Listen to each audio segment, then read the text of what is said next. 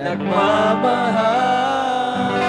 O Diyos, Ikaw ang una sa akin tumanggap, kaya ako ngayon naririto at nag-aalay na papurit pagsamba. Aking inayang ang pagsinta magpakailanman. Ika'y mamahalin hanggang ang buhay ko'y mahiblay sa iyong piling hanggang ang wangis mo. Sa aking magtingting, ika'y sasambahin ngayon at magpakailanman.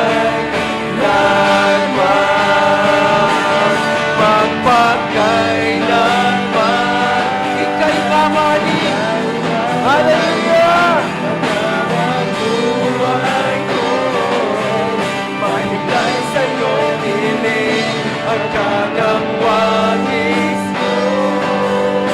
Sa aking magtingting, ika'y sasambahin ngayon at magpakailanman.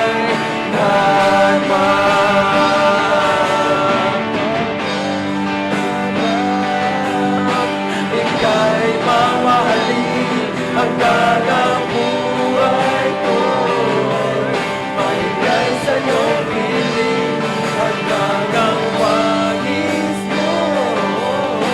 Sa aking magtingting, ika'y sasambahin ngayon at magpakailanman. Magpakailanman. Ika'y mamahalin hanggang ang buhay ko, mahiblay sa iyong piling hanggang ang wangis mo. Sa aking magtingting, ika'y sasambahin ngayon at magpakailanman.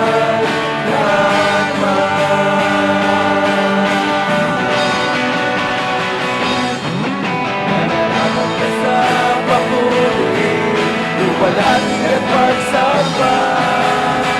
Jesus, ika'y dakilain magpakailanman. Nararapat ka sa papuri, luwalhati at pagsamba. Itataas ang ngalan mo, Ama.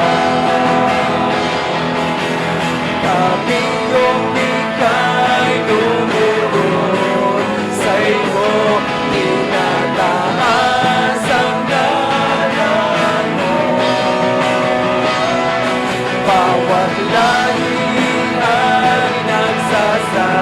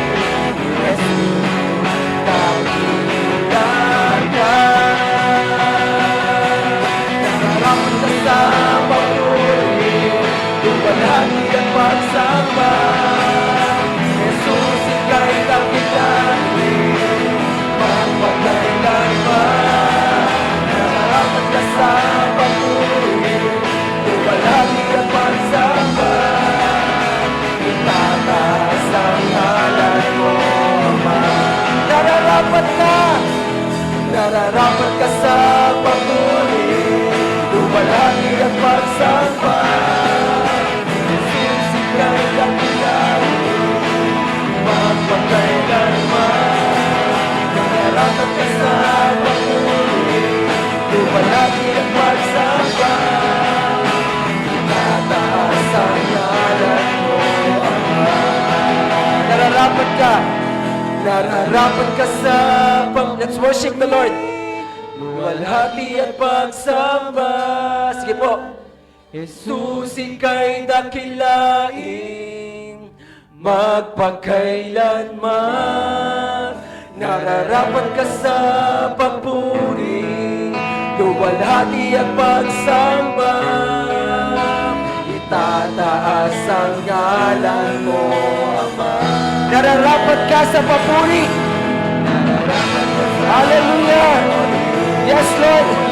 Ikaw ang aming Diyos, nararapat sa papuri at pagsamba ng iyong mga anak. Hallelujah! Nararapat ka sa papuri, luwalhati at pagsamba. Itataas ang ngalan mo, Ama. Itataas ang ngalan mo. Itataas ang ngalan mo, Ama. Itataas. Itataas ang ngalan mo, Ama. Hallelujah. Yes, Lord. Maraming pong salamat, Lord God. At hayaan mo, Panginoon, na ikaw ang patuloy na maitaas ng buhay na ito. Ikaw ang maitaas lagi, Panginoon, ng mga labing ito, Lord God. Maraming salamat, Panginoon. Dinedeklara namin, Panginoon, na ang bawat lahi, ang bawat pamilya, Panginoon, ay patuloy na magpupuri sa iyo. Magpupuri at sasamba sa iyo, Panginoon. Maraming pong salamat, Lord. Ang dalangin namin, ang mga kasama namin na wala rito, ang mga kapamilya namin na wala po rito sa lugar na ito, ang dalangin po namin na maging kaisa namin sila sa isang layunin, maging kaisa namin sila sa puso, Panginoon, na ikaw lamang ang tanging maitaas, Panginoon, sa buhay na ito. Maraming pong salamat. Ibinabalik namin ang lahat ng papuri, pasasalamat at pagdakila sa tanging pangalan ng aming Panginoong Hesus. Ang lahat po ay magsabi ng Amen. Amen.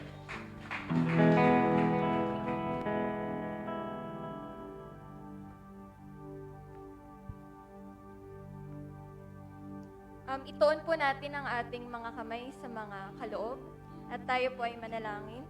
Ama naming nasa langit, nagpapasalamat po kami sa inyo sa pagkakataon na kami po ay makapagbalik ng kaloob sa umagang ito, Panginoon.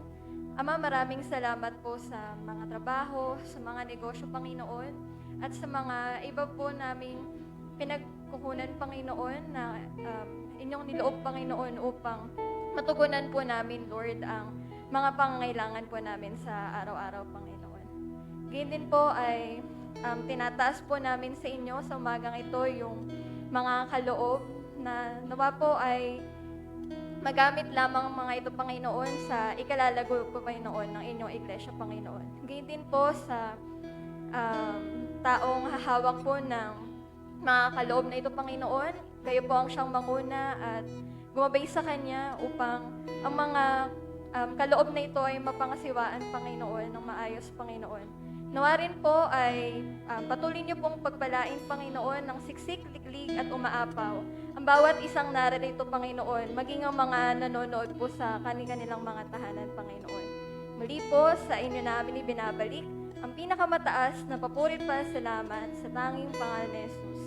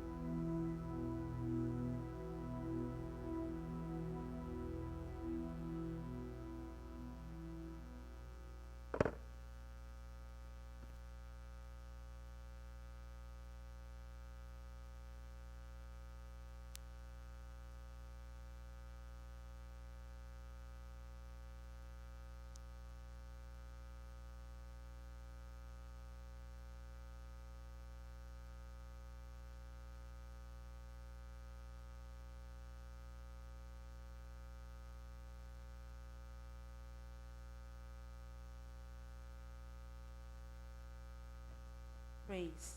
Magandang umaga po. Magandang umaga po.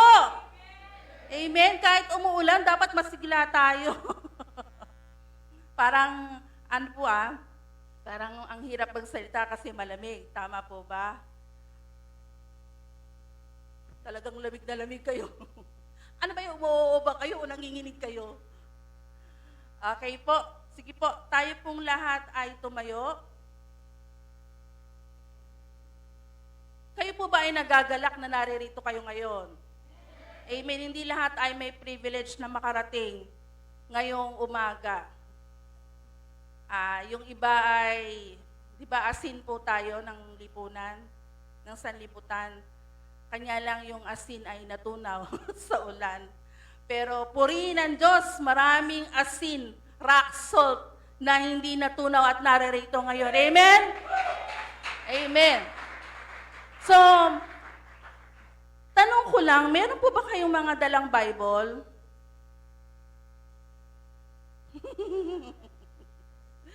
Sa cellphone.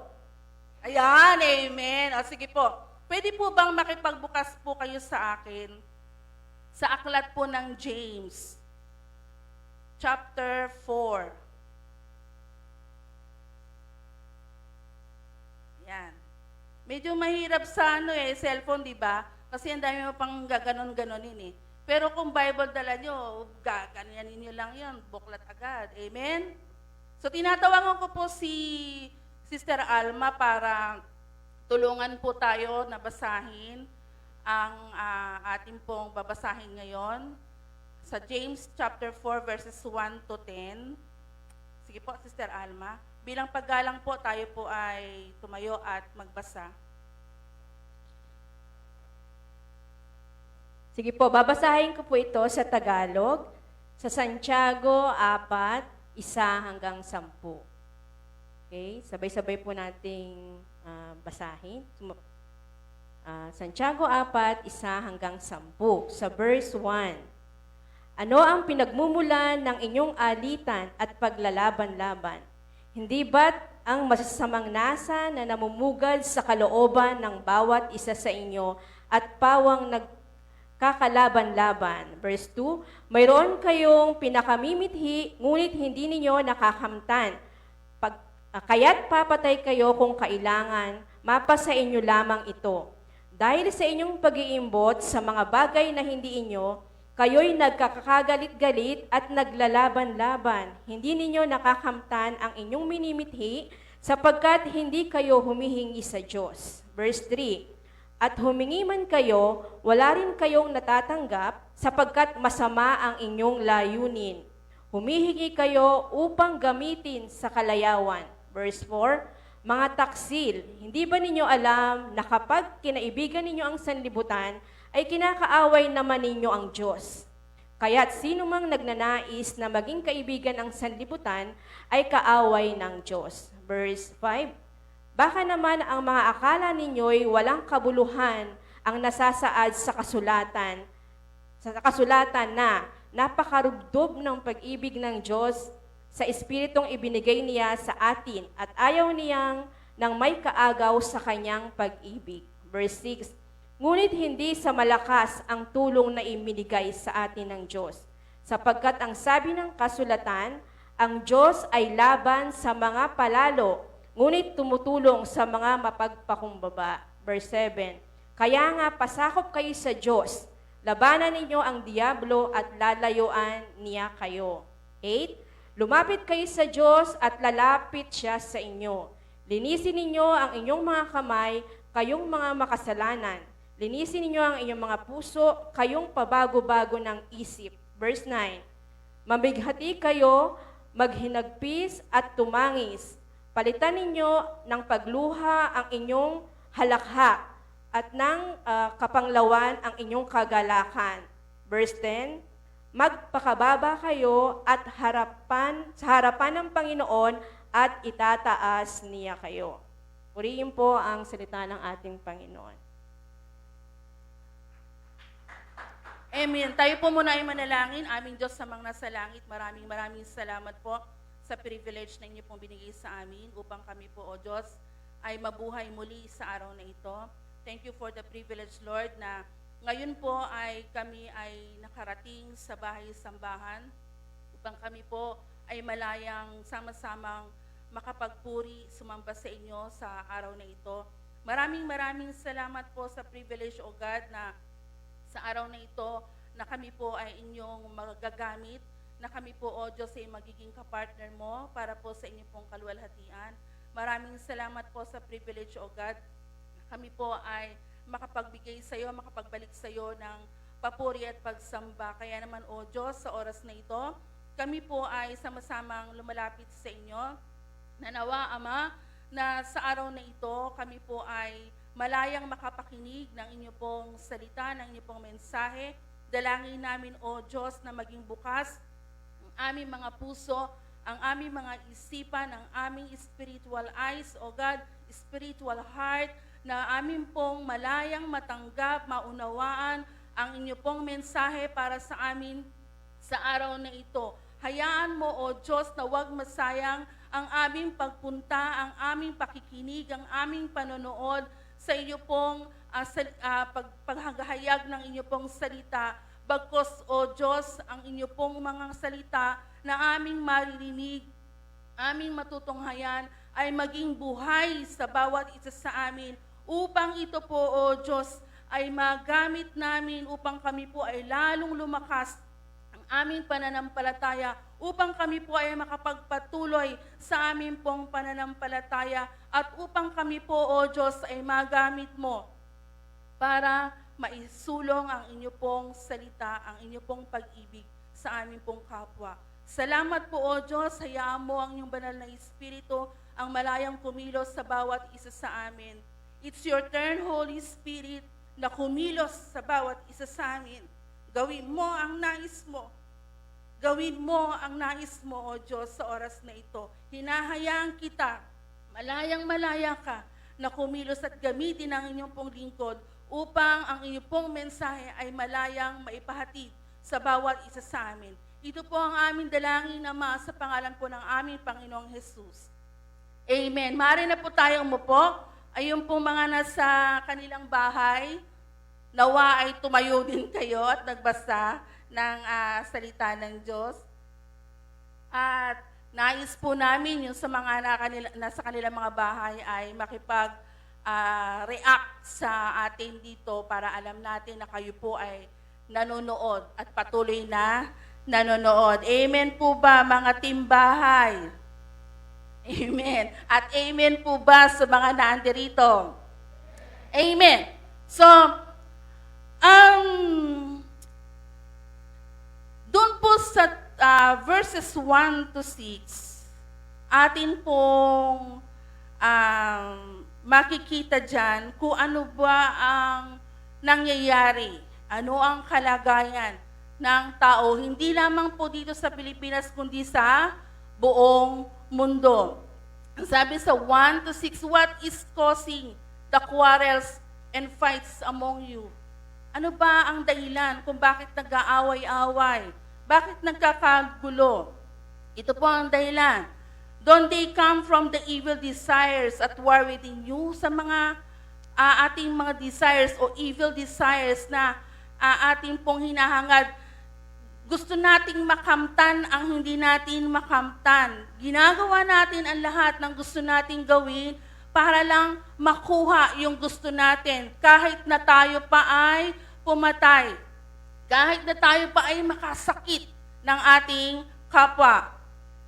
Nagsiselos tayo, naiinggit tayo kung ano ang meron yung ating kapwa. Kaya gumagawa tayo ng paraan para makuha o magkaroon din tayo kung ano yung nakikita natin sa ating kapwa.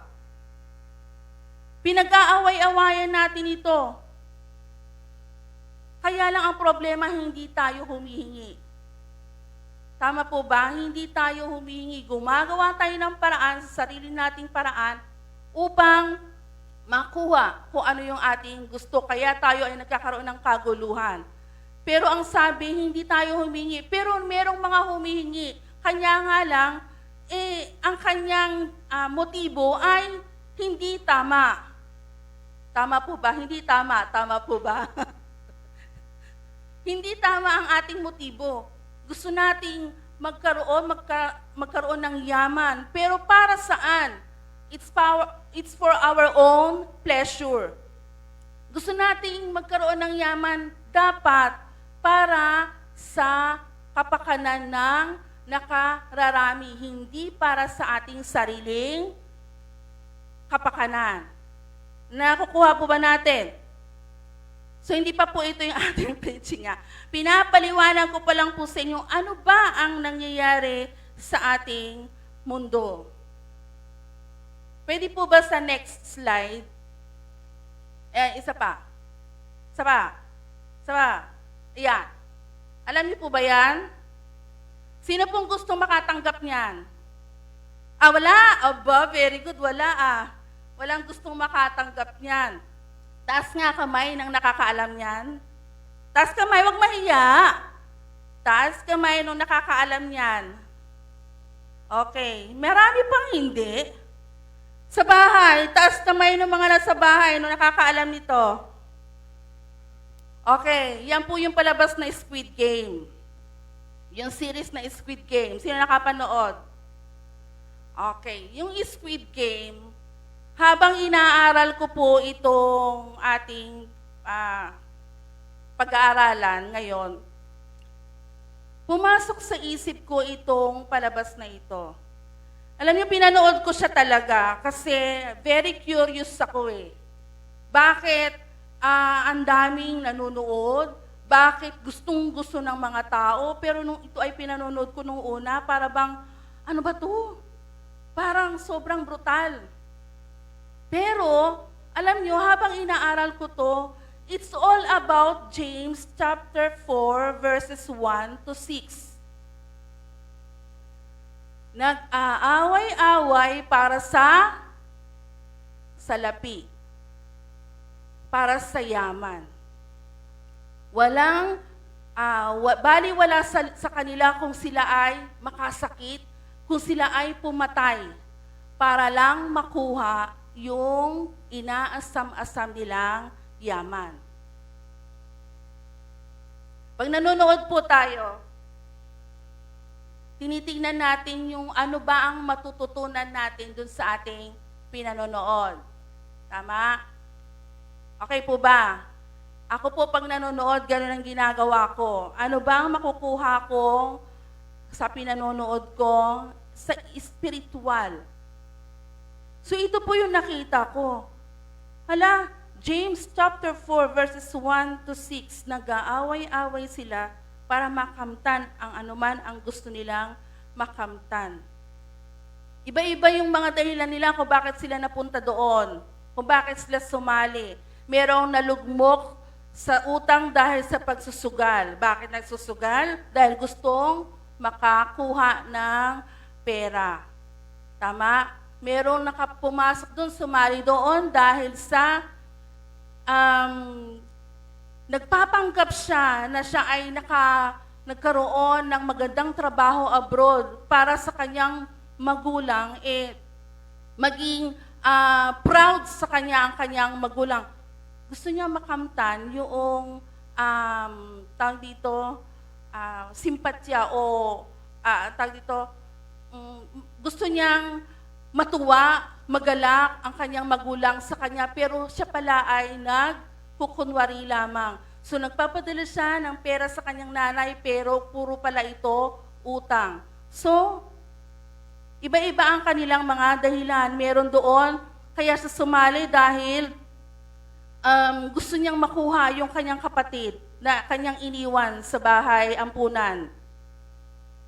At gusto niyang makuha yung kanyang nanay ba? Na naiwan sa North Korea. Tama? Oo, sila eh. Meron dito isang pastor na pumasok, hindi ko alam kung ano ang kanyang dahilan. Kung bakit siya pumasok. Naguguluhan ako sa kanya.